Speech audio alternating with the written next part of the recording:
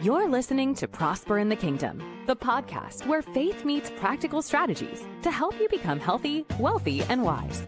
Join hosts John Cleaver and Wendy Lee as they share insights to equip you in your journey toward abundance, spiritually, financially, and beyond. Just a reminder, every situation is unique. The content of this podcast is for educational purposes only and should not be taken as specific financial or medical advice. Hello and welcome back, everybody, to another Prosper in the Kingdom. I'm your host, John C., with the ever awesome Wendy Lee. Wendy, how are you doing today? Hey, good. Happy Wednesday. Good to be here. All right, I think we've got a little bit of a delay, so hopefully that's not, it's going to be a quick fix. So yeah, we're talking today about something I think is important. Wendy and I have had a couple of conversations on it. And, you know, one of the things that's evident in the times we live in is just the amount of information out there, right? There's so much information, almost to a fault, where it becomes just overload and noise. And that really applies to kind of your financial growth too. There's always somebody out there to tell you, hey, here's something you can do. Here's something you can do. Whether it's right, wrong, or indifferent, they're looking to get clicks on Facebook so they can hopefully monetize that, or TikTok, or whatever the case may be. But when it comes to financial advice, have you noticed it seems to be literally everywhere? I mean, whether it's a podcast on your morning commute, watching a YouTube video like our channel, right? Just doing the doom scroll through TikTok while you're in the waiting line, or, you know, the bathroom, whatever the case may be. And maybe you finish the day out with a Facebook post on something, especially if you're trying to fix your finances, right? Whether it's getting out of debt, building an emergency fund, or just building wealth and retirement, because you're typing that in, that's going to feed more and more of that into your social media algorithms. But here's the interesting part, right? A lot of that advice is really good. But what if the biggest financial mistake you're making isn't following bad advice, but it's collecting a bunch of good ideas, literally, you know, maybe 30, 40, 50, even hundreds of good ideas, never actually putting them into a real plan. And that's what Wendy and I are going to talk about today, because that collection of good ideas, that is not a financial plan. And we're going to kind of walk you through kind of the ins and outs on that stuff. So, one of the things that I like to share in a story, and I like to be a little bit of a storyteller because I think people learn better through stories, but there's a story, it's an old story about a young boy and several blind men as he was talking to them, and they were each asked to describe an elephant, right? And keep in mind that they're blind. So how do blind people typically see things? With their hands, right? So they didn't know it was an elephant. They said, you know, what is this animal in front of you? So the first blind man walks up, grabs the trunk, and says, okay, this is a big snake, you know, because the elephant trunk is long and kind of snake-like. The other held its leg and insisted that it was a tree, you know, because he could feel the round, rough leg of the elephant. And someone else touched the side and believed it was a wall, because elephants are huge. And each person, they accurately described what they experienced, right? None of them were wrong. They just couldn't see the whole picture. And that's exactly where I think so many individuals and families find themselves financially today, is they're looking at, you know, grasping at these straws and doing the one thing or that thing or the other thing, but it's not coming together in a cohesive, holistic approach from A to Z. So you may be treating a symptom, but not the underlying issue, or whatever the case may be. And I think that's a great story to kind of lead us into what we're talking about today. Yeah. And nobody, you know, is setting out to just intentionally build confusion in their financial life. But like you said, they get those little bits of information and put it together the best way they can. And they're trying to make good decisions, right? So it happens over time. It's a gradual process. You know, you hear a podcast about paying off debt and you're like, oh, I'm going to start paying off debt. Someone, you know, your parents or your child. We have people, you know, kids giving their parents advice. Hey, open a Roth IRA. That's where you need to put your money. Or someone else is doing rental properties and like, no, you need to invest in real estate. And your CPA is talking to you about taxes. Your insurance agent is talking to you about protection, right? Yeah. And none of those conversations in and of themselves are like wrong or bad advice. But eventually you've created this pile of good ideas, and it's like a duct tape financial plan, right? Like just Yeah. all Yeah. held together by pieces collected over the years without ever saying, like, how does this actually work together to get me to where I want to be, right? To get me to the goals that I've set, or for my family to get where we've said we want to be. And so, Yeah. we sit across from families who are doing several different things well. Hey, we have investments, we're paying down debt, we have a little bit of life insurance, we're Mhm. saving for retirement. But when you step back and look at everything together, there's gaps that they couldn't see because no one's ever helped them connect the dots. And Yeah. I love when you do financial plans, you always say, I'm going to show you the red flags, the yellow flags, the green flags, right? But then we're going to step Mhm. back and say, how does this all work together to get you to where you said you want to be? So, Yeah, yeah. And I think that's where, what surprises most people, is the fact that they assume because they're doing several good things, they automatically have a plan. And that's not it at all. I mean, one story that pops up, a while back, I don't know, 3 months ago, maybe four, silver prices shot up almost to $100, right? I think it was 96 is where it peaked out. I could be wrong. We had several people, clients of ours reaching out saying, "Hey, should I shift everything into silver?" And it's one of those things that, okay, they saw something on TikTok or social media because a lot of people were talking about silver and what it's doing. And at that point, it's like, no, we have a plan. Let's stick to the plan. And silver's now down back to 59, I think, as of this airing. And not that it couldn't go back up, but there's a plan in place, and some of it incorporates precious metals for some people, but you can't just keep chasing the shiny right. penny, right? Because that's what happens when people try to time the market and they go all in, and then most often than not, you end up getting burnt and you end up falling way behind. But this is really where you look at information versus wisdom, right? And information has never been more available. I said that when we kind of opened up, but wisdom has never been more valuable because of that. And there's a huge difference between the two. And I want you to hear me on this. So, information tells us what we can do, whether it's silver or real estate, like you were talking about earlier, Wendy.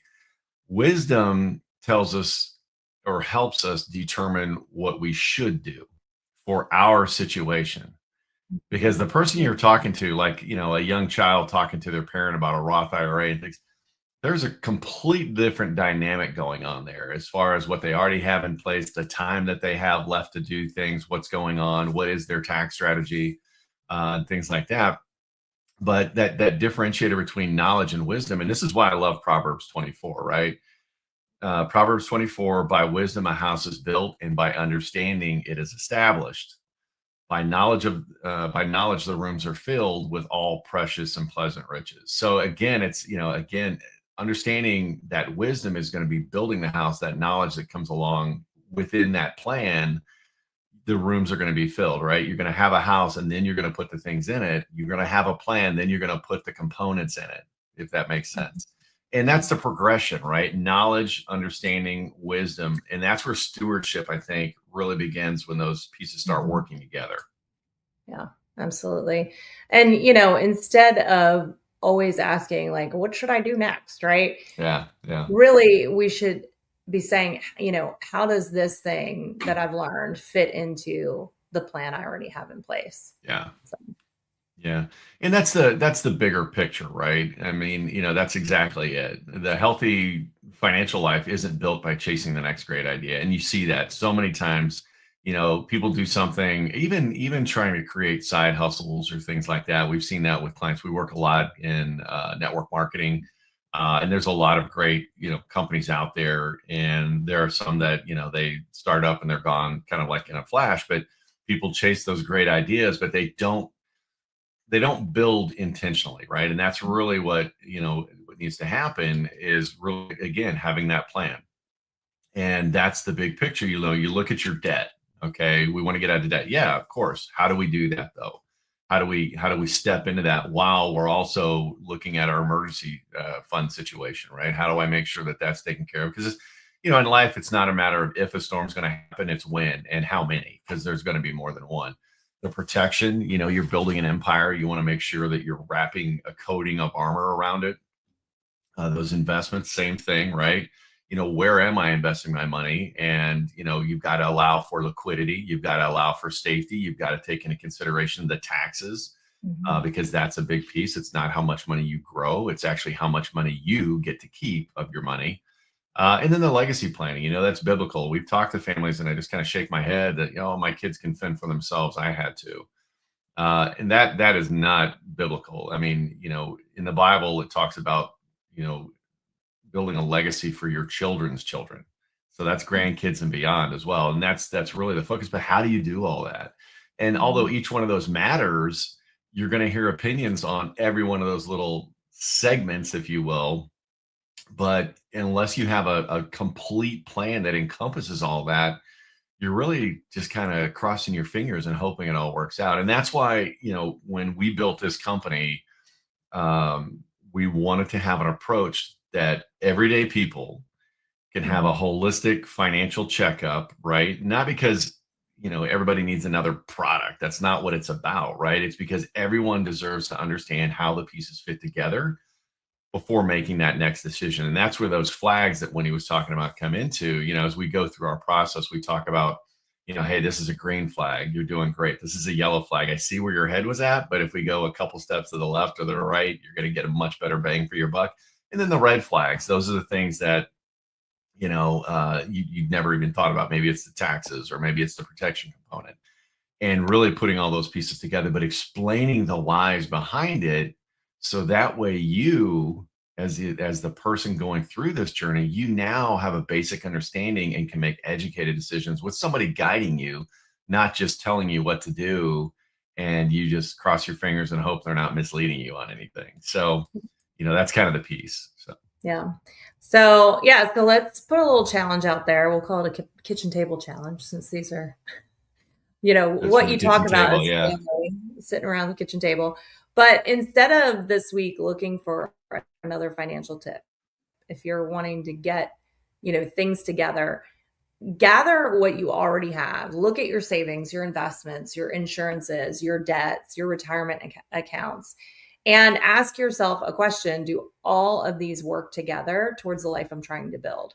And if you don't know the answer, then maybe that's your important discovery this week, is that, hey, I need somebody with eyes to be able to see, to help me walk in wisdom, to see what this looks like overall and how this is helping me build towards my plan. And a lot of people, I challenge you with that too, because a lot of people don't even know what those things are. Yeah. A lot of people don't even know where their investments are, or who their insurance is with, or how long it's going to last. So getting that information together, I think, is important. Well, and it is. I mean, in the reality is, folks, that, the kingdom perspective, right? Prospering the kingdom. God never calls us to steward in isolated pieces, right? Not in silos. He calls us to steward everything he has entrusted to us. That's everything, right? Wise stewardship isn't about collecting more financial ideas. It's about faithfully managing that whole picture. So I love the challenge that Wendy just put out there. And I would challenge everybody to do it. And if you're working with somebody, as far as a financial advisor, things like that, talk to them about this stuff. If not, we'd love to help you, right? If this conversation gave you something to think about, something to pause about, we'd love for you to share this episode with somebody who's trying to make wise financial decisions, whether it's your sibling, maybe you've got an adult sibling struggling with finances, maybe you are, or you've got children and you want to kind of get them, man, I hope my kids don't struggle like I did. Well, share this with them. And if you want to see how your financial pieces fit together, we'd love to walk you through our holistic financial checkup, right? We call it the Safe Money Roadmap. And it's very simple. It's just go to safemoneyroadmap.com. We'll put the links in the show notes. Another way too, and I've shared this before as well, is we've got a Facebook community that we're building right now. And we'd love to have you part of that as well. We put extra show notes and things like that in there. And again, it's all free access, just trying to help Christians become better stewards with what God entrusted them, right? Using that 3M framework, showing them how to make more, manage better, and then multiply the resources to better their lives as well as the kingdom overall for Christians across the world. So if this has kind of struck out to you and you like this, do us a favor. It takes a little effort on your part. Just click that little like button. If you're not already subscribing to us, please do that as well. That helps our algorithms and helps the message get out there even further. And if you're listening to us on one of the podcast channels, click that 5-star. We'd love that. And we'd love to hear your comments too. If you've got questions or things like that, we'd love to hear it. And if you've got an idea on a topic you'd like to hear about, let us know. Who knows? Maybe we'll end up on one of our shows. So with that, we're going to wrap up. And I hope everybody has an amazing week. And remember that you were put on this earth to fulfill a role. And part of that is to prosper in the kingdom. So everybody have a great week. And we'll see you next time on our next show. Bye-bye. Bye. Thanks for tuning in to Prosper in the Kingdom. If this episode added value to your day, be sure to like and subscribe. And don't forget to share it with someone who could use the encouragement. For more resources, head to prosperinthekingdom.com. Let's continue building lives of purpose and abundance, one step at a time.